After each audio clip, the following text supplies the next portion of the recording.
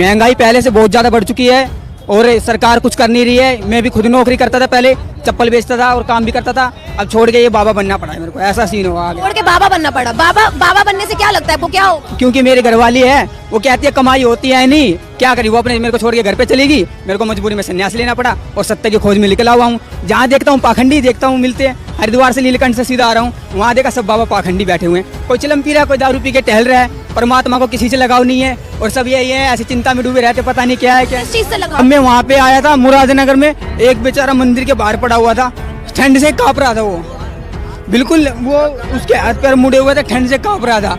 और उसको देख के मेरे को इतना दुख हुआ कि ये क्या है ये संसार। और एक वहाँ पे आया, थाली लेके आया बाबा के, वहाँ पे काली माता को चढ़ा रहा है। उसको मैंने कहा बाबा मेरे पास कुछ कपड़े नहीं है, देखो आप देख सकते हो, इसको एक चादर दे दो। वो भटकता फिर रहा हूँ, लेकिन उसको किसी ने नहीं देखा।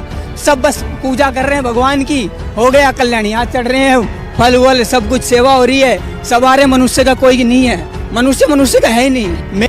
अस्सलामुअलैकुम दोस्तों, इस वीडियो को देखो। एक सनातन धर्म के आदमी ने संन्यास लिया है सत्य की खोज में, और इसे पता ये चलता है कि सारे के सारे बाबा पाखंडी हैं। ऐसे ही शराब पीते हैं, नशे में रहते हैं और घूमते हैं। और इसने बताया कि इनके धर्म के लोग हैं जो हैं वो अंधविश्वास में इतने अंधे हो गए हैं कि इंसानियत को ही भुला बैठे हैं। आप ये वीडियो पूरा देखो। और मैं उन नेक दिल सनातन धर्मियों से भी कहना चाहता हूँ कि आपको अगर सत्य की सच में खोज करनी है तो इस्लाम में करो, परमात्मा की खोज करनी है तो इस्लाम में करो, क्योंकि ये वो खूबसूरत मजहब है जो बहुत ही तेज़ी से फैल रहा है और इंसानियत को फैला रहा है। और इंशाअल्लाह एक दिन सिर्फ इस्लाम रहेगा पूरी दुनिया में। अब आप ये वीडियो देखो।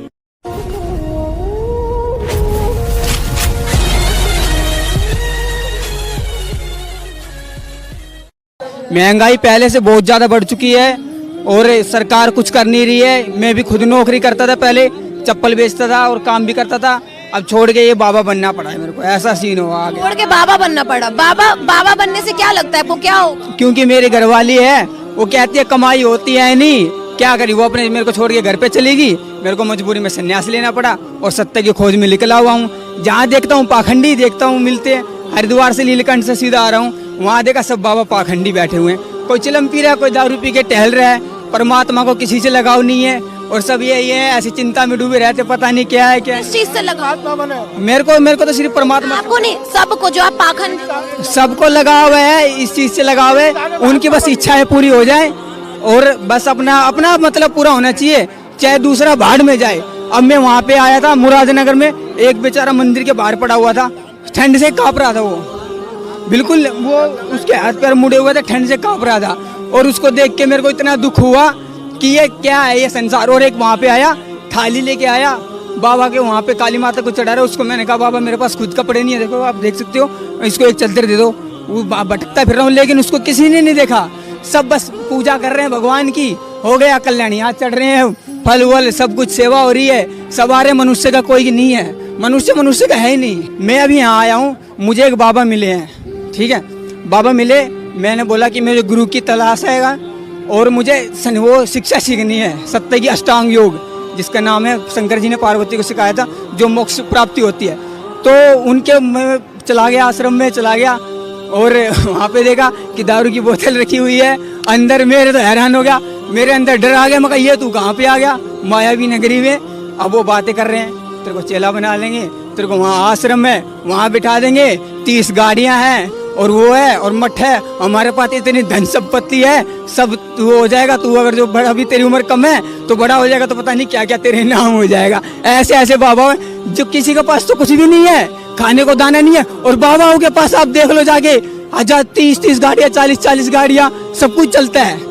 ये है माया, असली माया तो ये। सबसे ज्यादा संपत्ति किसके पास है? बाबा के पास है। हाँ, धर्म जाति पे राजनी भी होती है, लड़ाई दंगे भी धर्म जाति पे ही होते हैं। मेरे से भी उन्होंने पूछा था कि तू किस जात का है, तेरे को संस्कार ना करना पड़ेगा, तेरे बाल काटने पड़ेंगे, तेरे को डोरी पहनानी पड़ेगी, तेरा वस्त्र का ये सिखाएंगे वो सिखाएंगे। अब मैंने तो हाथ जोड़ लिया बाबा, मैं तो बस इन सब से मुक्त हूँ। कौन करता है ये आडम्बर करता है, बस दिखावा। कौन करवाता है ये सब आप समझता हो, बस किसके अंडर में कह तो नहीं सकता ये, लेकिन ये सब संपर्क में है, इतना पता है मेरे को। इनका सबका संपर्क आएगा, आप समझ सकते हो। मैं नाम तो ले नहीं सकता हूँ। आप आराम से कहिए, जिससे कि हम नहीं चाहते कि आपको दिक्कत हो। जितने भी मठ है, जितना भी जो कुछ है, ये आपस में इनका संपर्क होता है। लेकिन ये किसी की सहायता करें या ना करें, मैं ये कहता हूँ अगर जो एक अनपढ़ भी है ना वो मठ में चला जाए वो भी करोड़पति बन जाएगा भिखारी से, ऐसा हो सकता है, ये सच है। इतना बड़ा दावा कैसे कर? क्योंकि मैंने खुद अनुभव किया है इसका और ये सच है, कोई माने चाहे ना माने, आप भी अनुभव कर सकते हो। लेकिन सच्चा इंसान इन सबसे परे रहता है, केवल परमात्मा उसके हृदय में रहते हैं। मेरे हृदय में भोलेनाथ आज मेरा उपवास है, वो कह रहे थे बाबा तू खा ले कचौरी, उपवास कुछ नहीं होता है, लेकिन मैंने नहीं खाया। उन्होंने मुझे दही दिया, मैंने दही खाया, ठीक है, और उन्होंने कहा कि उपवास में बर्फी खा सकते हैं तो बर्फी खाया। मैं देख के हैरान हो गया कि इतना कुछ होते हुए भी हमारा देश भिखारी बन के रह गया। बस मेरे हाथ में कटोरा है लेकिन खाने को कुछ नहीं है, ऐसा है हमारा देश। इतना सच बोल रहे हैं, आपको आगे दिक्कत नहीं हो जाएगी? मुझे दिक्कत ही हो रही है, मेरा तो जो कुछ था वो भी छिन गया, अब क्या ये भी छिन जाएंगे और क्या होगा, शरीर छिन जाएगा। मेरा उद्देश्य है बस मनुष्य का कल्याण हो, मनुष्य परमात्मा का सही रूप जान सके। परमात्मा मंदिर में नहीं है,